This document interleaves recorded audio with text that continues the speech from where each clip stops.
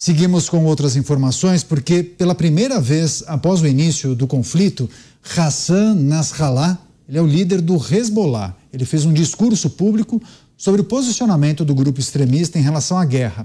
Em uma transmissão que foi feita pela TV libanesa, Hassan disse que a decisão do Hamas em atacar Israel foi certa e veio no momento certo.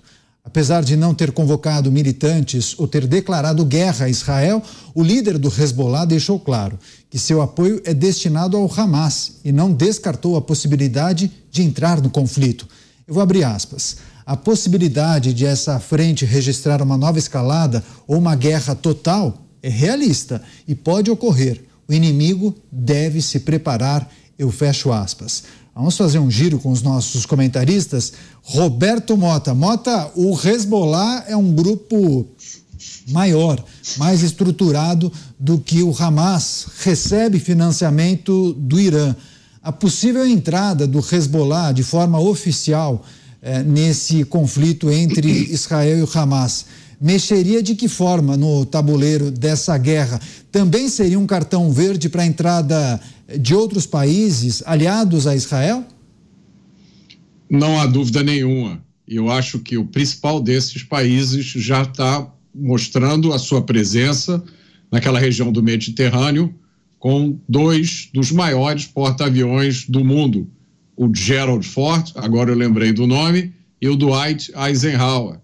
O líder do Hezbollah, que fez o seu primeiro discurso público, disse que o massacre de civis israelenses foi um ato heróico, embora dissesse que não tinha conhecimento desse ataque, né, de que o ataque ia acontecer. Essas são palavras que têm que ser levadas em consideração por todo mundo que está dançando conforme a música que o Hamas está tocando.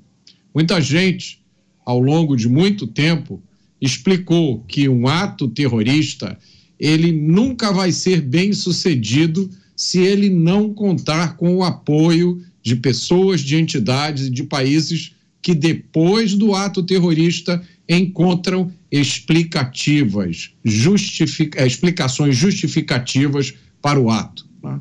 É isso que a gente está vendo no mundo inteiro. Então é sempre bom a gente lembrar de grupos, né, como o Hezbollah, como o Estado Islâmico e muitos outros que se escondem atrás da prática fundamentalista para executar uma agenda que ataca tudo o que é valor importante no Ocidente hoje.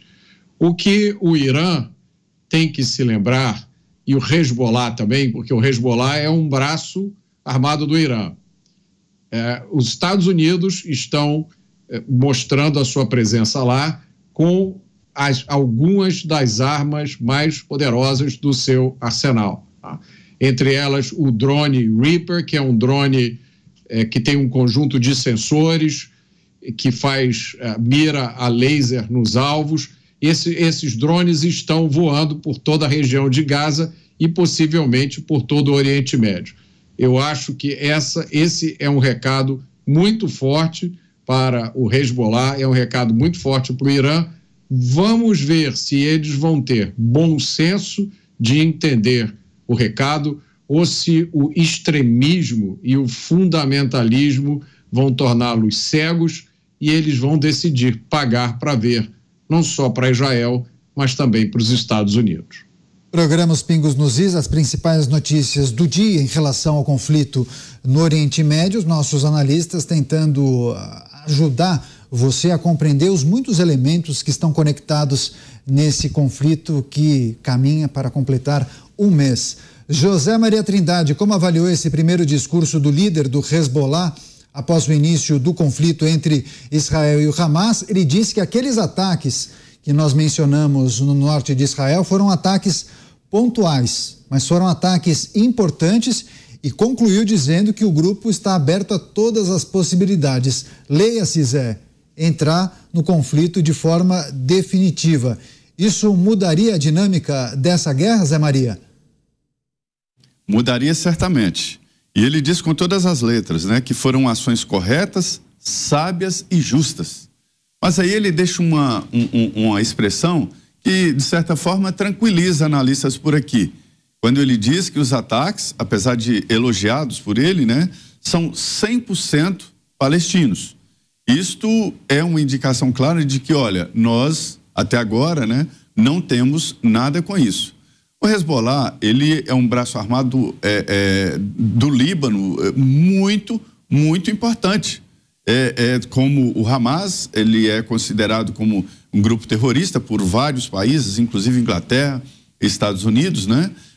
Mas o poder do Hezbollah é superior ao Hamas e a entrada do Hezbollah na guerra seria uma escalada muito importante desse processo.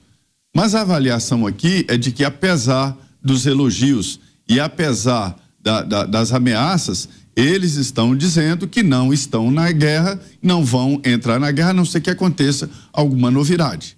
Então, essa foi a expressão e um momento importante. Foi a primeira fala de um líder do Hezbollah, e todos já estavam ali temerosos de que o Hezbollah, a qualquer momento, poderia entrar na guerra, o que seria muito grave, seria um novo momento. Então, há entendimento dos dois lados, apesar, portanto, desses elogios esquisitos ao massacre, né? O líder está dizendo, olha, nós não temos participação nesse processo e não estamos na guerra.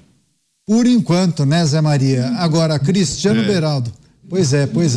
Agora, Cristiano Beraldo, queria também pedir sua análise sobre os principais pontos desse discurso do líder do Hezbollah, só que ele também agradeceu aos grupos do Iêmen e do Iraque por participarem do conflito contra Israel, porque alguns ataques pontuais foram registrados, sobretudo mísseis oriundos do Iêmen que foram destinados a Israel, mas um episódio, esses mísseis foram interceptados pelas forças norte-americanas.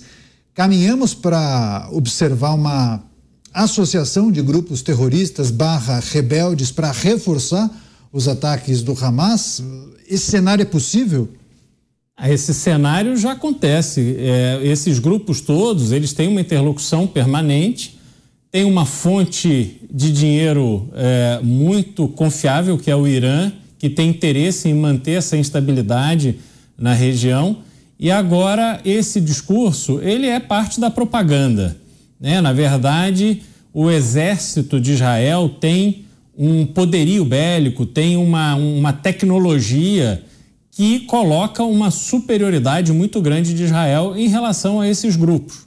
A gente vê aí a quantidade de mísseis que são lançados, aos milhares, e Israel consegue deter os resultados fatais desses ataques, desses mísseis. Então, obviamente, Israel tem uma superioridade muito grande. Entretanto, esses grupos também sabem que, caso a situação da guerra se agrave e que eles, de fato, embarquem numa atuação permanente, sistemática, a favor do Hamas contra Israel, os Estados Unidos não vai poder ficar calado. E aí, conforme os Estados Unidos se movimentar, os países, de forma institucional, passam também a ter que responder. O próprio Irã fica numa situação de ter que responder a essa adesão dos Estados Unidos à guerra. E aí fica uma situação muito difícil e complicada para todo mundo. Não é fácil você lutar contra o exército norte-americano, contra o exército israelense. Entretanto, para os Estados Unidos também não é fácil ver o seu exército desafiado por um grupo de terroristas ou grupos de terroristas com apoio de estados ali, de países do Oriente Médio, que tem por trás, sabemos, também o apoio da Rússia, o apoio da China. Então a situação é muito complicada. É preciso acompanhar de perto essas movimentações, porque a gente vive, apesar da guerra de campo que acontece com a invasão de Israel a Gaza, mas a gente vive também a guerra fria das declarações, da propaganda, dos bastidores. E muitas vezes esses movimentos são mais simbólicos e importantes do que efetivamente acontece no fronte de batalha. Tá certo, a gente vai seguir ligado e conectado com as nossas equipes de produção e redação.